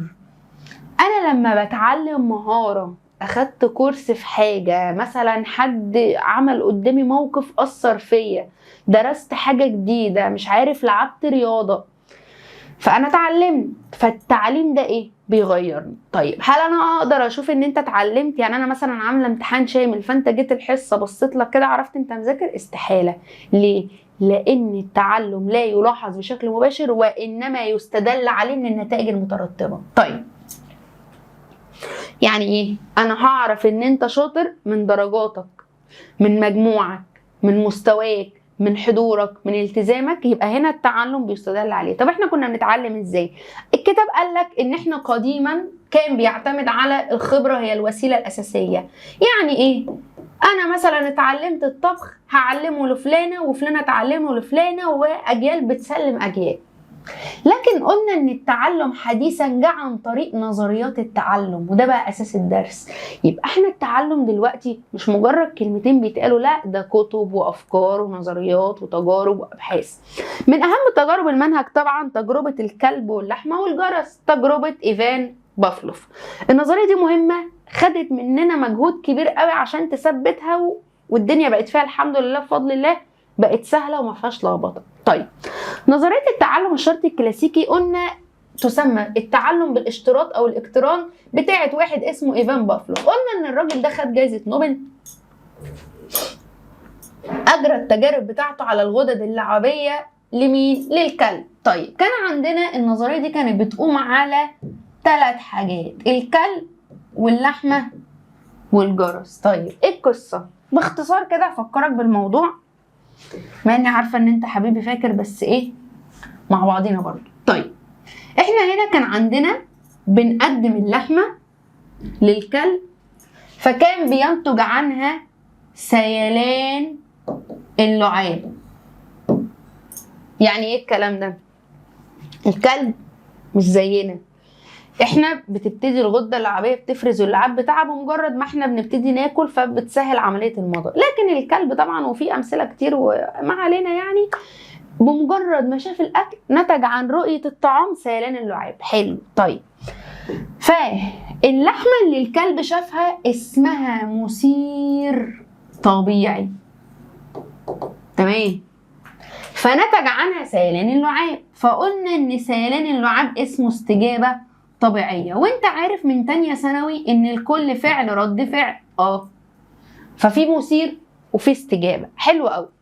جه بافلوف قال انا عايز امرن الكلب ان هو ينتج سيلان اللعاب لاسباب تانية غير رؤيه الطعام. طيب فابتدى يعمل ايه بافلوف؟ ابتدى بافلوف يدق لي جرس. فالكلب مش فاهم حاجه، يعني انا اعمل لك ايه؟ انا مالي دق الجرس، انا مالي. فالجرس هنا اهو لا ينتج عنه استجابه، فالجرس كان اسمه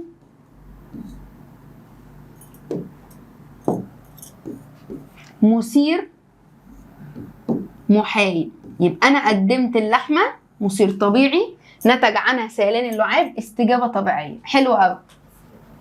جيت بعد كده دقيت جرس مش فاهم حاجه، فالجرس هنا اسمه مثير محايد. فانا عايز اعود الكلب ان في علاقه بين دق الجرس واللحمه. فابتدى يعمل ايه؟ يدق الجرس ويحط اللحمه، يدق الجرس ويحط اللحمه، يدق الجرس ويحط اللحمه. فابتدى الكلب بعد كذا مره يربط ان في علاقه بين دق الجرس وتقديم الايه؟ الطعام. فتحول دق الجرس اهو من مثير محايد اهو. فبعد كده انا لما دقيت الجرس نتج عن دق الجرس سيلان الايه؟ اللعاب اهو.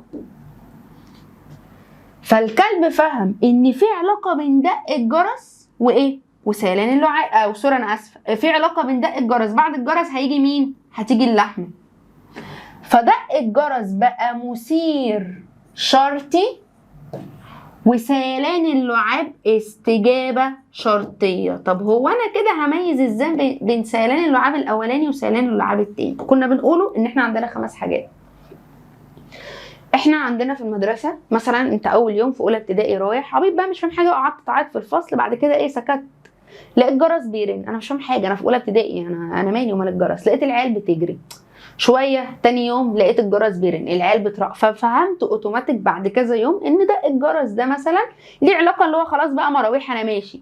نفس الفكره، هو في الاول حط الاكل اهو، رقم 1 تقديم الطعام مثير طبيعي. الكلب اول ما شاف الاكل نتج سيلان اللعاب. رقم 2 حلو، دقيت الجرس مش فاهم حاجه، فالجرس اسمه مثير محايد. مرنت الكلب ان الجرس ده هيجي بعده الاكل، فهو ما بقاش يستنى الاكل، خلاص انا عارف ان اول ما الجرس هيدق انا هيجيلي الاكل.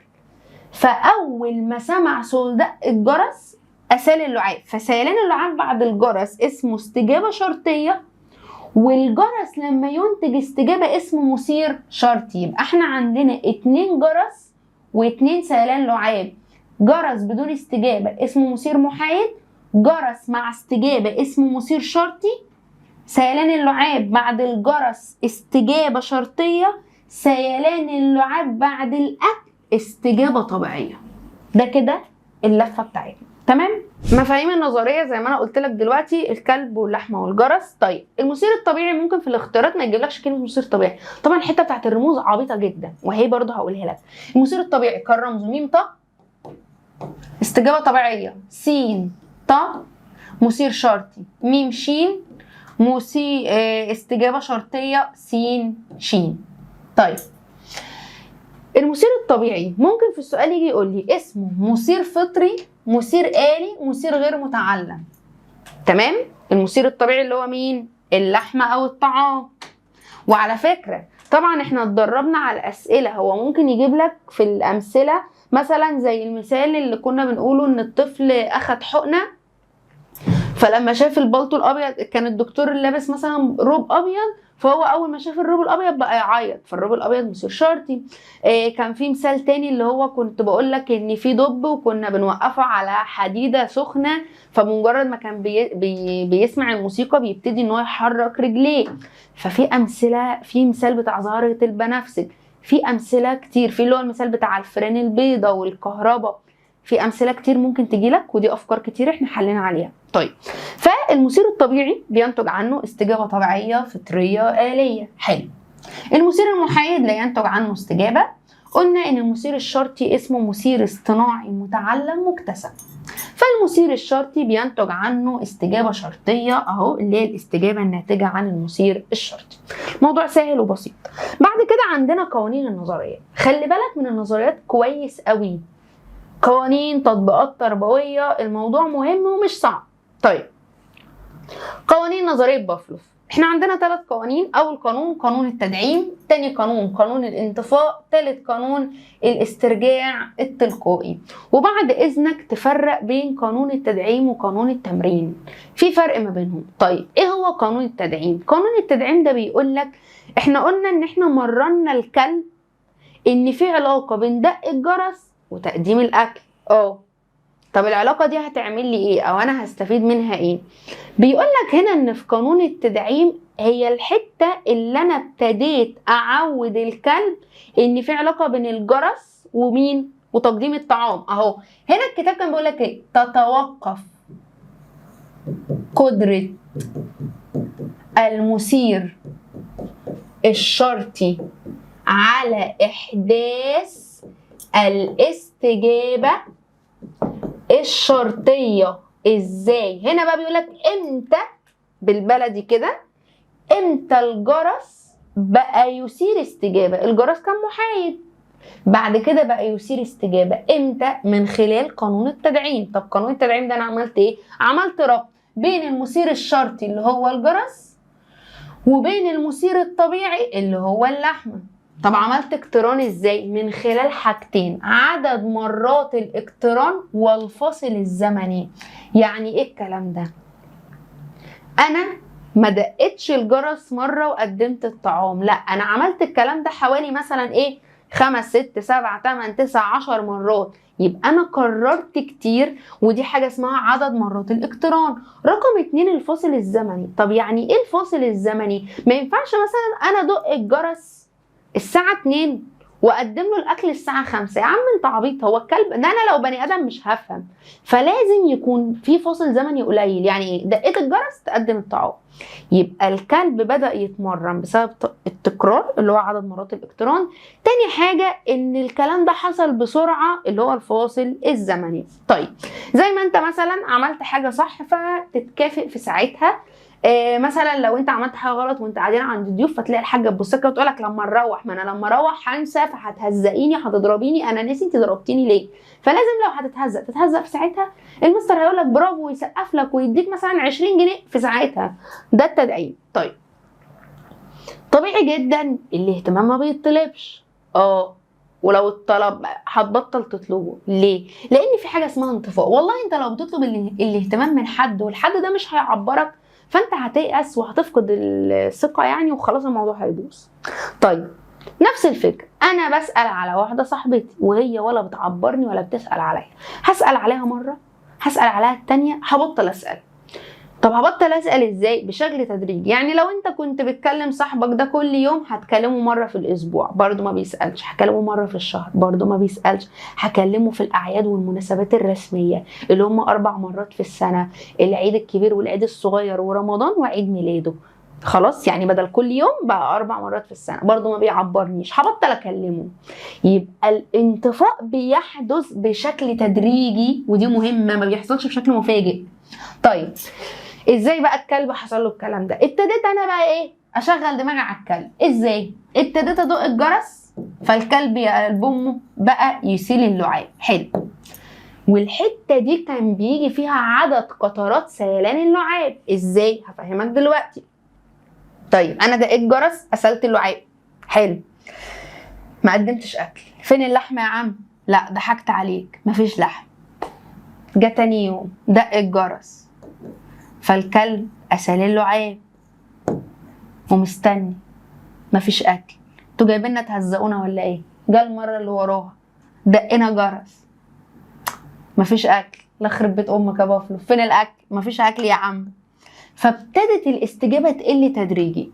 ايه بقى عدد قطرات اللعاب؟ هنا الكتاب مثلا كان بيقول لك ايه؟ لو الكلب في الاساس كان بيسيل 25 قطره لعاب اهو. تمام؟ تمام. وحدث انطفاء، اختار هيسيل لي كام قطره؟ مثلا 25 ولا 30 ولا مثلا 0 ولا مثلا هنقول 10. هتقل تدريجي، فمش هينفع تبقى 25 وما ينفعش يبقى ازيد، دي بتقل. هتبقى كام؟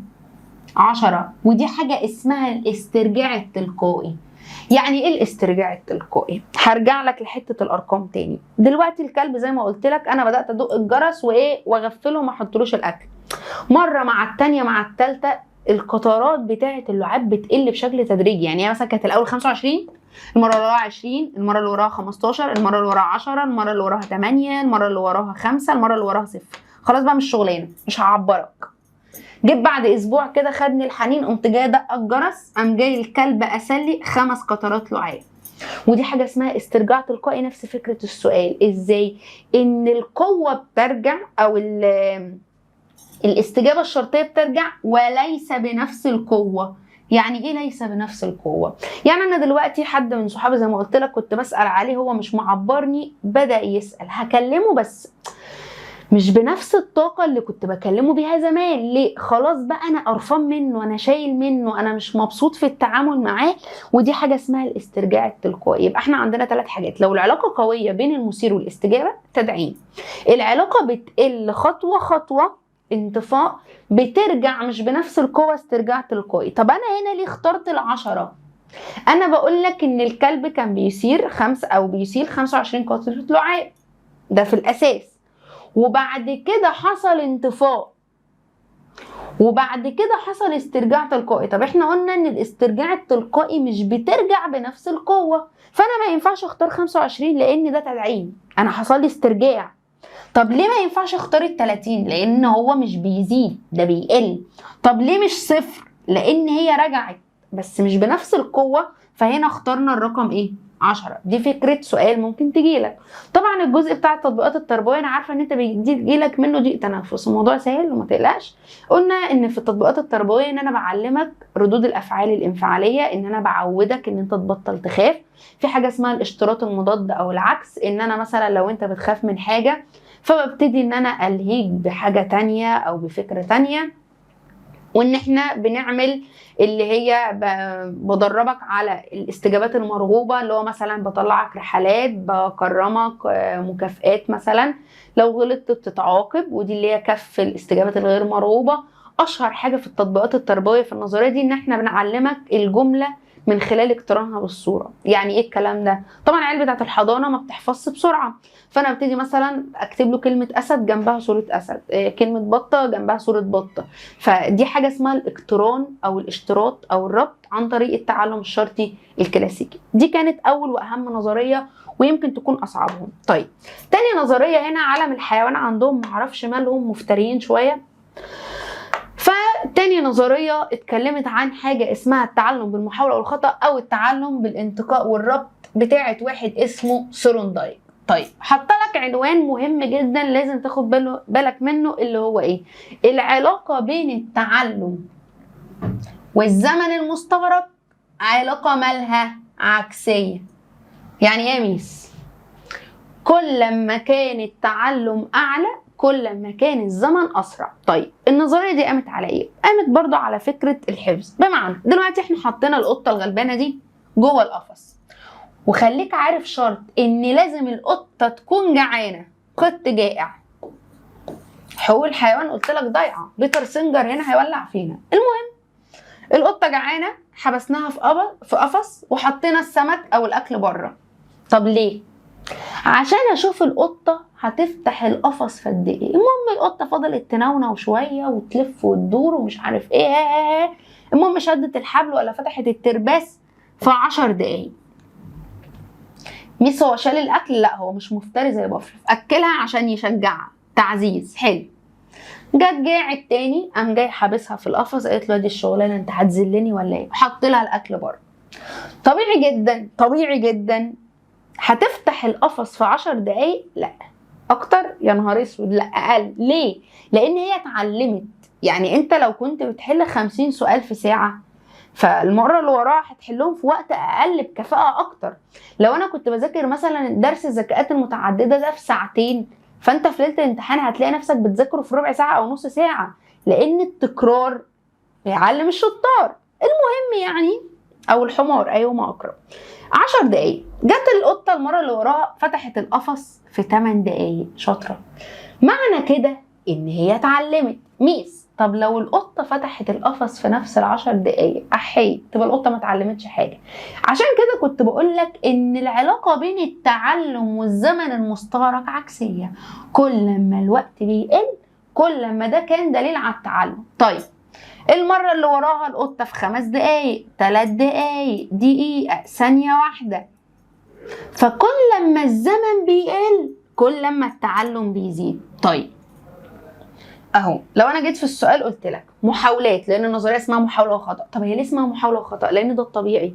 استحاله مثلا مدرس يقف اول مره في حياته على سبوره هيبقى بنفس الكفاءه بعد مثلا 5 سنين. تكرار بيحسنه. الحاجه اللي كانت بتتشرح في ساعه بتتشرح مثلا في نص ساعه واحسن من الساعه. السواقه، لو انت كنت بتسوق الاول وبتبوظ الدنيا، مع الوقت هتتطور. فطبعا تعليم السواقه، وسؤال زي ده جبته لك في امتحان نص السنه، في ناس هبلت في السؤال. لا، تعليم السواقه عن طريق محاوله وخطا. انت مش من اول مره هتسوق صح، هتبوظ الدنيا طبعا. طيب فلو انا جيت في السؤال قلت لك محاوله، زمن مستغرق، اتاحه الفرصه للكائن الحي. ليه؟ لان بافلوف اداله حاجتين، يا اما يشد حبل فيفتح القفص، يا اما مثلا في حلقه كده في الترباس فيقدر يفتحه. فانا اديتك اكتر من اختيار، اختار اللي انت عايزه. لو انا جيت قلت لك استخدام الطعام كتعزيز لتقويه الرابطه بين المثير والاستجابه، الراجل ده كان شغال على فكره التمرين. ازاي؟ ما عملش انطفاء، ما جاش يشيل السمكه من قدام القطه ويشوفها هتعمل ايه. لا، هو كل مره كانت بتفتح القفص كان بيديها الاكل كمكافاه عشان المره اللي وراها تفتحه اسرع. ما انا دلوقتي لو القطه فتحت القفص في 10 دقايق فانا شلت من قدامها الاكل، لو دخلتها القفص تاني مش هتعبرني، فانا ابتديت اشجعها. طيب دي كده فكره النظريه. حلو. قوانين النظريه. النظريه دي سهله، الدنيا فيها جميله، ما فيهاش تفاصيل زي نظريه بافلوف.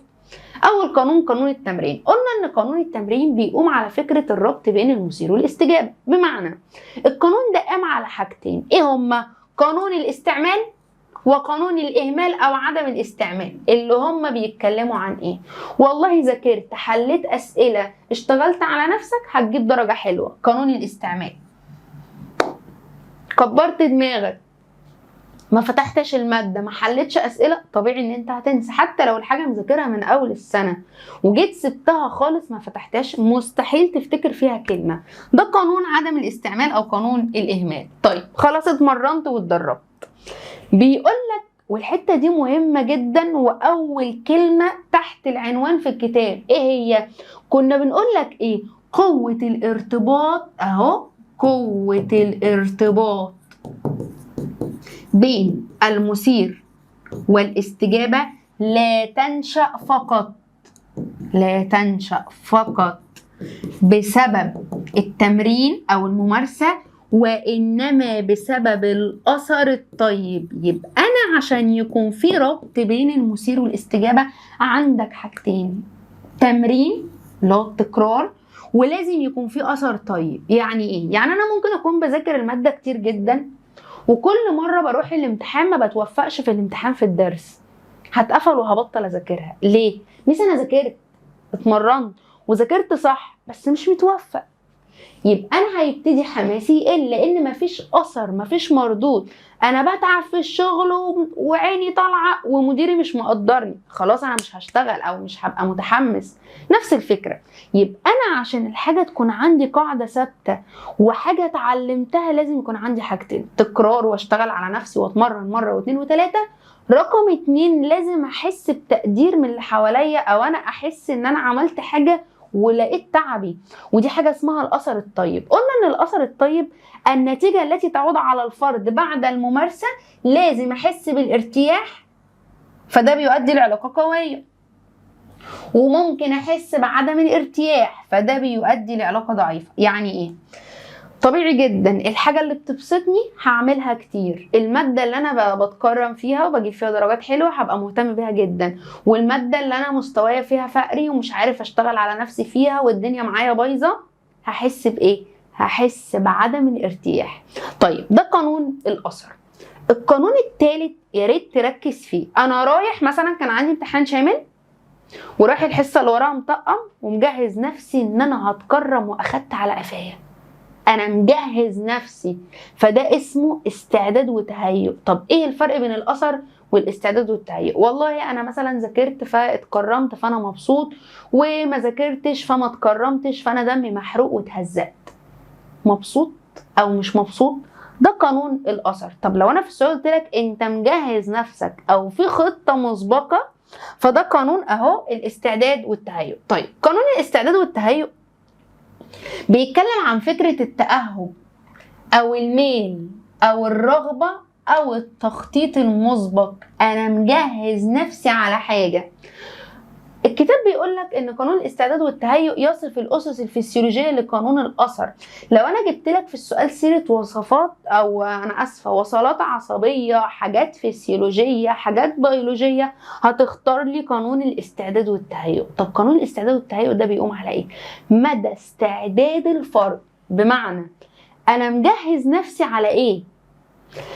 لو انا مثلا عايزه اجاوب وقعدت اقول مستر انا مستر انا مستر وجاوبت وقال لي برافو، هحس بالارتياح اهو، انا جاهز وتمت استثارتي، هحس بالارتياح. طب انا عايزه اجاوب والمستر معبرنيش، هبقى متضايق واحس ان هو مستقصدني اهو. اذا كان الفرد مهيأ ولم تتم استثارته يشعر بالضيق وعدم الارتياح. طب انا قاعد لا بيا ولا عليا زي حال اغلب الطلبه طبعا، ومش مذاكر ومش عارف اصلا المدرس بيشرح ايه، فجاه قومني ما جاوبتش هزقني وشكلي زي الزفت قدام صحابي. يا سلام بقى لو البنت اللي بتحبها قاعده. فلو الفرد هنا غير مهيأ وتمت استثارته بشكل اجباري، تمام، هتشعر بالضيق او عدم الارتياح. نبقى في عزومه وتلاقي امك اقسم بالله ما حد يغسل مواعين غير بنتي، طب انا مالي، انا مش عايزه اغسل مواعين، فانا هنا هشعر بايه؟ بعدم الارتياح. يبقى انا في السؤال لو اتكلمت ان انت مجهز نفسك، هتختار لي الاستعداد والتهيؤ. طيب قلنا ان تطبيقات النظريات دي سهله جدا. اول حاجه ان احنا بنعمل تهيئه للدرس، لازم المدرس قبل ما يشرح يقول لك فكره، يحكي لك قصه ليها علاقه بالموضوع، يديك مثال بره المنهج. قلنا ان النظريه دي كمان بتعتمد على حاجه اسمها الممارسه. الممارسه بتساعدني ان انا اقدر اكتسب المعلومه اسرع. وقلنا كمان ان النظريه دي ان انا بقدر اشجع الطلبه عن طريق اشتراكهم في اختيار انشطه التعلم. يعني ايه؟ يعني الطبيعي ان انت المفروض تختار حاجات في المنهج، تبقى بتدرس حاجات انت بتحبها، عارف انت عايز ايه بالظبط. بس طبعا ده ما بيحصلش انت في مصر، ما علينا. المهم ثالث نظريه عندك اخدناها في تانية ثانوي، نظريه الجشتالت او التعلم بالفهم والاستبصار. قلنا النظريه دي بتاعت علماء الالمان اللي هم فيرتهايمر كوفكا كوهلر. طيب كلمه جشتالت يعني ايه؟ قلنا ان كلمه جشتالت دي هي كلمه المانيه تعني الفورم او الشكل او الهيئه او الصيغه. بمعنى دلوقتي انت معاك تليفون وصاحبك معاه تليفون تاني نوع تاني، ينفع نبدل كفرات التليفون؟ لا ما ينفعش. ليه؟ لان كل تليفون فيهم ليه فريم او شكل خارجي غير التاني. كلمة الشكل الخارجي او الهيئة دي حاجة اسمها الجشتالت. طيب امتى هختار نظرية الجشتالت؟ اكتر نظرية في نظريات التعلم اعتمدت على الفهم والربط هي نظريه الجشتالت. لو انا جيت في السؤال قلت لك تنظيم ادراكي، ادراك كلي، ترابط ديناميكي. ميس يعني ايه ترابط ديناميكي؟ انا ممكن مثلا ارتب شكل الاوضه، احط السرير هنا، احط الدولاب هنا، احط مش عارف ايه هنا، شويه شكلها مش عاجبني غيرت اماكن الحاجات، والله انا حر وبراحتي. يبقى انا هنا لو جيت زي ما قلت لك اتكلمت عن الادراك الكلي. طيب اساس النظريه دي قامت على ايه؟ ما ينفعش حضرتك تدخل والمنهج ناقص معاك، لازم تذاكر المنهج من الجلده للجلده كله. كله. طب انا لو ذاكرت جزء منه انت اللي هتزعل في الاخر. طيب انا لازم اذاكر المنهج كله. دي فكره النظريه. النظريه دي جابوا يا عيني شمبانزي او قرد، حطوه في قفص زي ما انت شايف، حطوا له الموس فوق وحطوا له صناديق هنا. طبعا احنا عارفين ان ذكاء القرد بيقترب من ذكاء الانسان. فالقرد عمل ايه؟ قعد يفكر كده وقال انا ايه؟ السقف عالي بقى. قال انا لو قعدت انط من هنا لبكره مش هعرف اوصل للموز. طب انا هعمل ايه؟ طبيعي انت لو مكان القرد هتعمل ايه؟ هتقوم جاي مرصص الصناديق اهو وواقف فوق الصناديق وتجيب الموز. وده اللي فعلا القرد عمله. مش القرد عمل الكلام ده من اول مره ولا كام مره، القرد عمل الحاجه دي من محاوله واحده، وده عكس نظريه التعلم بالمحاوله والخطا. احنا قلنا المحاوله والخطا القطه قعدت تنونو وتعمل سلوك عشوائي وتروح وتيجي وتشتم، الكلام ده ما حصلش. هو فكر كويس جدا ووصل للهدف. مش القرد القرد عادي زي ما انت ساعات تيجي تحل سؤال، السؤال صعب تقعد تفكر شوية حلوين وفي الآخر توصل للإجابة الصح. نفس الفكرة. طيب ليه النظرية دي بقى كنت بقولك إن هي أكتر نظرية اعتمدت على الفهم؟ لأن هنا إحنا عندنا بافلوف حفظ الكلب إن في علاقة بين الجرس والأكل. سورندايك حفظ القطة طريقة، أو هو ما حفظهاش، هو كل مرة كان بيحطها في القفص فخلاص هي حفظت طريقة إزاي تفتح القفص. لكن احنا ما مررناش القرد، ما حفظناهوش حاجه، احنا سيبناه وهو اتعامل. فالحاجه اللي بتجيلك عن طريق الفهم استحاله تتنسى. زي ما انت مثلا غلطت في سؤال، جيت انا بعد كده شرحت لك الاجابه، خلاص علمت في دماغك مش هتنساها. طب انا ليه مش هنساها؟ لان انا فهمتها ما حفظتهاش. ودي نفس الفكره اهو. التعلم بيجي عن طريق المحاوله والخطا، لا يحدث له انطفاء، ما بيتنساش لانه بيدوم طويلا، فهو اقل قابليه للنسيان، استحاله تنساه لانه مبني على الايه؟ الفهم. قلنا كنت انا بقول لك كده مره، جبت لك في السؤال قلت لك مين النظريه اللي هي اقل قابليه للنسيان واكثر قابليه للتعميم؟ نظريه الجشتالت. طب يعني ايه اقل قابليه للنسيان واكثر قابليه للتعميم؟ النظريه دي قلنا ما بتتنساش لان انت فاهم مش حافظ فما بنساهاش. طب يعني ايه اكثر قابليه للتعميم؟ احنا كنا بنقول ان النظريه دي موجوده عند كل الكائنات الحيه مع اختلاف درجه التعلم. يعني انت درجه فهمك زي درجه فهم اخوك مثلا اللي في ابتدائي؟ لا. طيب هل درجه فهم الحيوانات زي بعضها؟ لا. طب هم ليه عملوا نظريه على قرد وما عملوش على كلب؟ لان زي ما كنت بقول لك ان القرد عنده ذكاء او فهم شويه، او بيقدر يربط، او عنده مثلا ايه ملكه اعلى من باقي الكائنات. طيب لو انا جيت في السؤال قلت لك كلمه مجال ادراكي يخلو من الاخطاء، انتقال اثر التعلم، في تشابه بين القديم والجديد، كل دي حاجات مرتبطه بنظريه الجشتالت. طيب اخر نظريه عندك نظريه تجهيز ومعالجه المعلومات بتاعه واحد اسمه دونالد نورمان. طبعا دونالد نورمان قال لك انت لما بتيجي تذاكر الرق مش على الحفظ، الرق على الطريقه اللي بتحفظ بيها. ازاي؟ حاجه اسمها التخزين الجيد والدقيق للمعلومات، بمعنى التعلم مش اوتوماتيكي وليس آلي. احنا كان عندنا النظريتين اللي اعتمدوا على الحفظ بافلوف وسروندايك، والنظريتين اللي اعتمدوا على الفهم الجشتالت ونورمان. طب انا لو جيت قلت لك فهم وادراك علاقات، اللي كان فيها فهم اعلى الجشتالت، واللي فيها فهم برضو نظريه نورمان. طيب قال لك عشان انت تحفظ معلومه، انا مثلا بحفظ كلمه بالانجليزي، فلو انا الكلمه خدتها بالشبه وجيت اكتبها هتكتبها غلط، لازم تحفظها كويس. انا مثلا في حته معينه ما حضرتهاش، الحته مهمه، مهما تذاكرها عندك مشكله. ليه؟ لان انت ما سمعتش شرحها. يبقى انا لما ابقى ذاكر على فهم غير لما اذاكر وانا بحفظ، ودي حاجه اسمها التخزين الجيد للمعلومات. قلنا ان النظريه دي ارتبطت بحاجه مهمه اسمها مراحل عمل الذاكره. يعني ايه؟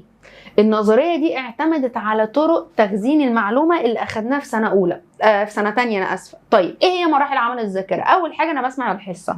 بسمع الحصه ده اسمه استقبال، اكتساب، تلقي من خلال الحواس. طيب تاني حاجه ابتديت ان انا مثلا اخزن المعلومه. طيب احفظ، تخزين او احتفاظ. طيب بدي رمز او دلاله، الرمز او الدلاله اسمه الترميز او التشفير. اخر حاجه الاسترجاع. طيب انا دلوقتي مثلا بكتب رقم تليفون، فحد بيمليني الرقم، استقبال. فجيت وانا بسيفه مثلا اديت رمز معين، عندي الاسم متكرر، حطيت جنبه ايموشن او صوره مختلفه، فده اسمه الترميز. سيفت الرقم، تخزين، مثلا فلان سألني عليه، ده اسمه الاسترجاع او الاستدعاء او الاستعادة. طيب النظرية دي عندك بتقوم على 3 قوانين. ايه هما؟ اول حاجة قانون العلاقة السببية، لازم يكون في علاقة بين الفعل والنتيجة. انا بذاكر عشان سبب او هدف معين. بمعنى ايه؟ انا بذاكر عشان عايزه ادخل كليه كذا، انا بذاكر عشان افرح اهلي، انا بذاكر عشان نفسي، انا بذاكر عشان مش عارف مين. يبقى انا عندي سبب، انا بشتغل كويس عشان عايزه اترقى، انا مش عارف عايز ايه، انا بعمل ورق ايه عشان اسافر، عشان علاقه سببيه. طيب دايما في قاعده كده بتقول لك ايه؟ اعتزل ما يؤذيك، وده الصح، لكن احنا ما بنعملش ده. فاعتزل ما يؤذيك ده اسمه التعلم السببي. يعني ايه؟ والله انا مثلا ذاكرت الماده الفلانيه، اتكرمت، حبيتها وحبيت المستر، يبقى تكرار النتائج المرغوبه. طيب انا جالي تروما من الماده الفلانيه، ليه؟ ذاكرتها، رحت في الامتحان جبت درجه تقرف الكلب والمستر صفولي، كرهت الماده وكرهت كل مدرسين الماده دي. يبقى هنا اسمها تجنب النتائج الغير مرغوبه. اكلت في مكان جالي تسمم، هروح اكل عنده تاني؟ والله العقل بيقول لك لا. يبقى انا بتجنب النتائج الغير مرغوبه. مكان كويس الاكل فيه حلو وبيعمل عروض وجامد جدا، انا راشق عنده كل يوم، تكرار النتائج المرغوبه. طيب اهم قانون فيهم قانون التغذيه الرابعه المعلوماتيه. لو انا في السؤال جبت لك فكره تصحيح المسار، ميس يعني ايه تصحيح المسار؟ دلوقتي انت بتذاكر بطريقه، الطريقه دي غلط، جيت اتكلمت معايا قلت لك خلي بالك اللي انت بتعمله ده مش مظبوط، والمفروض ان انت تغير من طريقتك. فانت بقى عندك معلومات ساعدتك ان انت تغير من طريقك، اللي هو تصحيح المسار. ودي حاجة اسمها التغذية الراجعة المعلوماتية. اي عمل بتعمله او اي خطوة في حياتك بتستفيد منها درس. والله لو المعلومة أثرت فيك وانت غيرت من نفسك، دي حاجة اسمها التغذية الراجعة المعلوماتية. طيب ده كده بالنسبة لقوانين النظرية. طبعا قلنا ان النظرية دي بتعتمد على العمليات المعرفية، استفدنا منها في تصميم تكنولوجيا الكمبيوتر. قلنا ان النظرية دي بتعتمد على التكرار اللفظي للأطفال، فخلي بالك من التطبيقات التربوية. طيب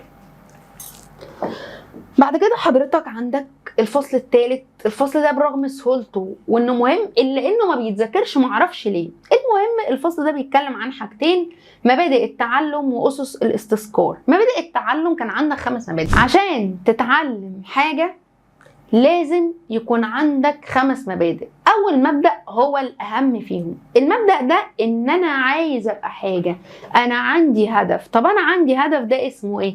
الدافعيه والتعلم. الدافعيه والتعلم دي بترتبط بالميل والرغبه او حب الاستطلاع او قوه داخليه تدفع الفرد.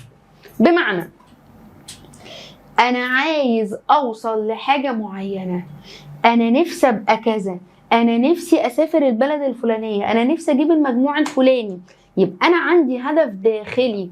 طيب يبقى انا لو عندي ميل او رغبه هنختار الدافعيه. طيب حته الدافعيه كان فيها تفصيله تانية. ايه هي؟ عندنا نوعين من الدوافع: دوافع فسيولوجيه ودوافع اجتماعيه.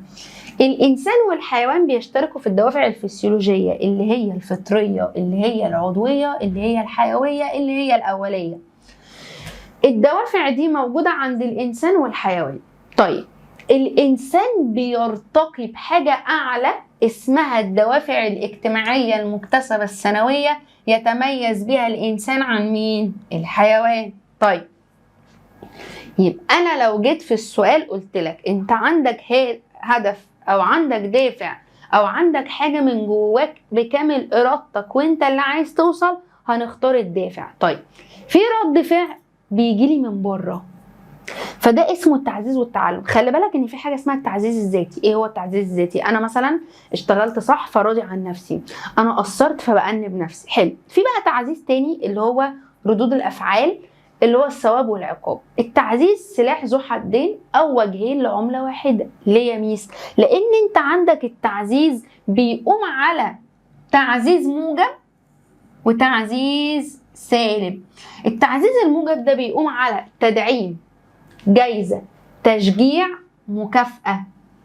أنا ذاكرت فاتكرمت، ده اسمه تعزيز موجب. طب أنا قصرت، اتهزقت، حد زعقلي، مديري خصم لي، فده اسمه تعزيز سالب. خلي بالك الاتنين بيعلموك، زي ما أنا بكرمك أو بكافئك فده بيشجعك، برضو اللوم والعقاب برضو بيخليك تقاوم وتحسن من نفسك. طيب دول كده أول مبدئين. تالت مبدأ مهم جدا وبيجي كتير في الأسئلة، الممارسة والتعلم، أو ممكن يكلمك عن فكرة التكرار. طب إيه هو الممارسة والتعلم؟ الممارسة والتعلم اللي هو التدريب أو التمرين أو التكرار. عندنا نوعين من الممارسة، ممارسة موزعة وممارسة مكثفة ومركزة. أنا بذاكر شوية وباخد بريك، ده اسمه ممارسة موزعة. طب أنا هذاكر 5 ساعات متواصلين مش هقوم من على الكتاب، ده اسمه ممارسة مكثفة. مين أفضل؟ طبعا الممارسة الموزعة أحسن، أفضل من المكثفة. طب أنا في ليلة الامتحان هل هذاكر ممارسة موزعة؟ حبيبي أنت طول السنة، أنت طول حياتك في راحة، أنت طول حياتك في ممارسة موزعة. بتختلف تحديد الفترات الزمنية لحاجتين: نوع الأعمال والمهام اللي بيقوم بها الفرد، ومبدأ الفروق الفردية. يعني إيه؟ امتحاني كمان يومين هقعد أذاكر وآخد بريك؟ لا طبعا، هذاكر وهقعد أحترم نفسي، مش هقوم من على الكتاب. ممارسة موزعة حسب الأعمال. في ناس قدرات، في ناس ممكن تذاكر ساعة تفصل تلخبط الدنيا، وفي ناس تانية ما شاء الله تقعد تذاكر ما تفصلش وما تتلخبطش والدنيا جميلة. يبقى دي حاجة اسمها مبدأ الفروق الفردية، ده تالت مبدأ. طيب 4 و5 معرفش ليه بتدخلوهم في بعض، والله سهلين. الدور الإيجابي للمتعلم. مين المتعلم؟ اللي هو الطالب. رقم 5 قابلية التعلم للانتقال. ايه الفرق ما بينهم؟ الدور الايجابي للمتعلم ان انت تشارك في العملية التعليمية، سواء تذاكر، تحل اسئلة، تجهز ملخصات، تبقى قاعد مركز في الحصة، يعني ده في حد ذاته مشاركة. يبقى ده حاجة اسمها الدور الايجابي. طيب قابلية التعلم للانتقال اللي هي حاجة اسمها انتقال اثر التعلم. خليك عارف ان انتقال اثر التعلم ليه حاجتين، ساعات بيبقى انتقال ايجابي وده اللي عليك في المنهج، وساعات بيبقى انتقال سلبي وده مش عليك. طب ايه هو الانتقال السلبي؟ مثلا انت كان نفسك تدرس حاجه ليها علاقه بالتاريخ، فمثلا جبت درجه مش كويسه لا قدر الله بعد الشر يعني في التاريخ فاتقفلت، لا انا مش عايز كذا، ومتعقدت من الماده دي وتعقدت من سيرتها، فده اسمه انتقال سلبي او ان انا جالي عقده. ده مش بتاعنا. عندنا حاجه اسمها الانتقال الموجب. مثلا في حاجات درستها في الثانويه العامه، دخلت الكليه لقيت زيها بالظبط، طبيعي جدا لو حاجه انت عارفها من قبل كده هتبقى سهله بالنسبه لك، وده اسمه الانتقال الموجب، اللي هو انتقال اثر التعلم، ان انت بتستفيد من معلومات في ماده في ماده تانية، او مثلا درس اخدته فاثر على حاجه تانية، ده اسمه قابليه التعلم للانتقال. طيب دي بالنسبه لمبادئ التعلم. تاني حاجه عندك في الدرس اسس الاستذكار الفعال. ازاي تذاكر؟ هتذاكر عن طريق 4 حاجات. اول حاجه لازم تبقى صاحي ومركز ومفوق ولا بقى قاعد في مكان بتذاكر على السرير، ولا كل ما تفتح الكتاب تقعد تفتكر احزانك وتقعد تعيط جنبها. لازم اكون صاحي وفايق، ودي حاجه اسمها الانتباه. طبعا الانتباه ممكن يجي يقول لك تركيز، عمليه انتقائيه، عمليه معرفيه، توجيه الذهن. كنا بنقول ان احنا بنحدد مكان معين، بنبعد عن اماكن النوم، بنتخلص من المشاكل النفسيه، ده بالنسبه للانتباه. زياده الرغبه في الاستذكار بترتبط بمبدا الدافعيه، وانا اهو حتى كاتبالك ليه. انا بتنافس مع نفسي، انا زهقت من المذاكره فببتدي افتكر حلمي، ببتدي افتكر هدفي، ببتدي افتكر خلاص انه هانت وخلاص بقى فاضل تكه، والكلام اللي بيقعد يصبرك ويدعمك نفسيا ده، فدي حاجه اسمها زياده الرغبه في الاستذكار. طيب المشاركه النشطه بترتبط بالدور الايجابي للمتعلم. انا بذاكر، طب انا هبذل جهد، هعمل ايه؟ مراجعه، تدوين مذكرات. دلوقتي زي ما قلت لك انت هتبتدي تفتح مذكره الشرح، تفكر نفسك بالحاجات اللي احنا ذكرناها، مراجعه.